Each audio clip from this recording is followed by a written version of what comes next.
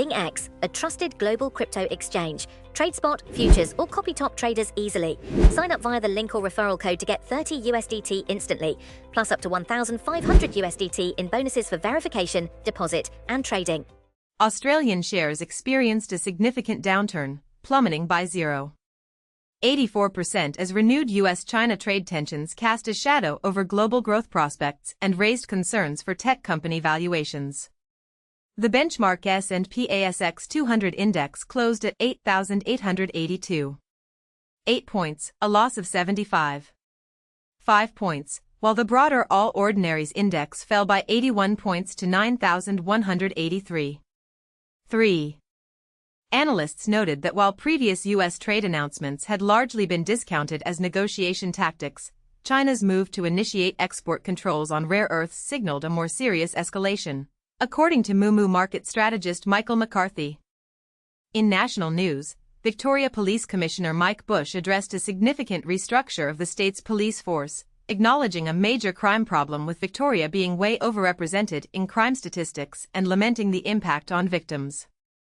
He stated, "No one should live in fear of people breaking into their homes overnight, stealing cars, violence in the street, violence at retail outlets, knife crime." Alongside this, a concerning lack of trust and confidence in Victoria Police was identified as a second major issue, prompting the need for a fundamental reset and reorganization. The Commissioner highlighted that while specialist services have seen considerable investment, the general duties officers, the backbone of our organization, have not received the same focus or investment, leading to them being loaded past their capacity, burdened by bureaucracy and systems that don't talk to each other. The announcement of this restructure comes amidst growing fears of a crime surge. In a particularly unsettling update regarding the search for Dezi Freeman, who fled into the bush after an incident on August 24, Commissioner Bush stated, "Unfortunately, we have no updates." He elaborated on the uncertainty surrounding Freeman's current condition, admitting, "Is he still alive? We don't know." Police are reportedly planning and resourcing for 3 potential scenarios: Freeman being alive and still in the area, or unable to leave the area and being assisted by others. Despite 1,400 tips having been pursued, police continue to urge anyone with information to come forward. Meanwhile, Independent Senator Lydia Thorpe is facing an Australian federal police investigation into comments made at a pro-Palestine rally where she stated, "If I have to burn down Parliament House to make a point, I am not there to make friends." While Thorpe maintained her words were a figure of speech, the AFP's National Security Investigations team in Victoria has begun a methodical investigation to determine if any legislation has been breached. The AFP assured the community that the matter is being appropriately considered and undertaken in a timely manner. On the economic front, Treasurer Jim Chalmers unveiled surprise changes to superannuation tax rules, sparking a varied reaction.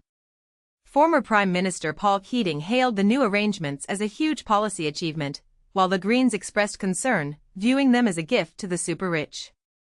Conversely, Deputy Opposition Leader Ted O'Brien labelled the changes a victory for common sense and a welcome decision to dump a tax which was always super big and super bad.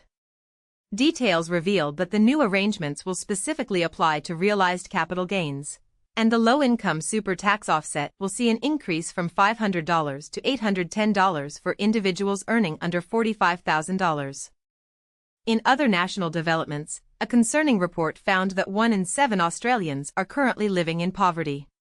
Separately, the search for missing 4-year-old Gus Lamont in South Australia is set to resume at Oak Park Station, with police and ADF personnel concentrating on an expanded area.